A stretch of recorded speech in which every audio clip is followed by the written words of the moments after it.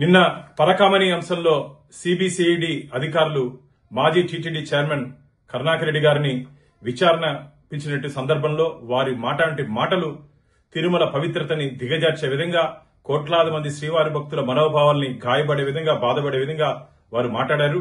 వారు పరకామణి గురించి అడిగితే పెట్టకథలు చెప్తారు. నైల్ నది అంటాడు, వర్షం చిరుకులు అంటాడు. అయ్యా బుద్ధుందా నీకు? పరకామణి అంశం గురించి మాట్లాడని చెప్పి సిబిసిఐడి అధికారులు పిలిస్తే నేను ఒకటి అడుగుతున్నా, నువ్వు ధర్మకర్తల మండలి ఎక్స్ అఫీషియో సభ్యుడిగా ఈ రెజల్యూషన్ లో థెఫ్ట్ ని గిఫ్ట్ గా చేసినప్పుడు, దొంగని దాతగా చేసినప్పుడు నువ్వెందుకు చవరాలు పెట్టావు?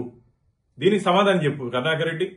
నాకు సంబంధం లేని దాంట్లో వీళ్ళందరూ లోకేష్ బాబు వీళ్ళందరూ కలిసి నన్ను తగిలిస్తున్నారని చెప్పి ఒక అబద్దపు అసత్య ప్రచారాన్ని చేస్తావు. అసలు నువ్వు ఆ రోజు బోర్డు మీటింగ్ లో ఈ టేబుల్ అజెండా కింద వచ్చినప్పుడు ఆ రవికుమార్ దొంగ దగ్గర నుంచి టీటీడీకి ఆస్తులు బదలాయించేటప్పుడు నువ్వు ఎందుకు సంతకం చేశావు? నేను నిప్పు నేను ఉప్పు అంటున్నావు కదా, ఆ రోజు ఎందుకు సంతకం చేశావు? దీని వెనకాల పూర్తిగా వైసీపీ నాయకుల హస్తం ఉంది. ఆ రోజు రాజీ చేసిన దాంట్లో టీటీడీలో ఉన్నట్టు కొందరు ఉన్నతాధికారుల దగ్గర నుంచి తాడిపల్లి ప్యాలెస్ లో ఉన్నట్టు కొందరు ఉన్నతాధికారుల వరకు రాజకీయ నాయకుల వరకు దీంట్లో సంబంధం ఉంది. పరకామణి అంశం వదిలే ప్రసక్తే లేదు.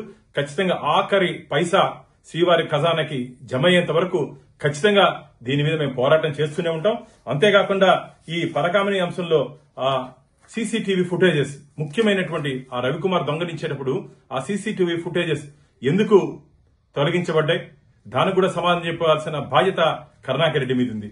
ఆ రోజు విజిలెన్స్ ఇన్స్పెక్టర్ శివశంకర్ భక్తుల డబ్బులు దోచుకున్నారని చెప్పి విజిలెన్స్ రిపోర్ట్ ఇస్తే ఆయన మీద క్రిమినల్ యాక్షన్స్ తీసుకోకుండా ఎందుకు ఆయన్ని సొంత డిపార్ట్మెంట్ కి బదిలీ చేశారు?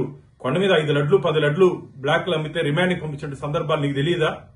అలాంటప్పుడు పరకామణి విషయంలో గాని మిగతా అంశాల్లో మీరు ఎందుకు చెట్టు కింద పంచాయతీ చేసి లోక్ అదాలత్లో పంచాయతీ చేసి అంతా మీరున్నటువంటి సమయంలోనే జరిగింది.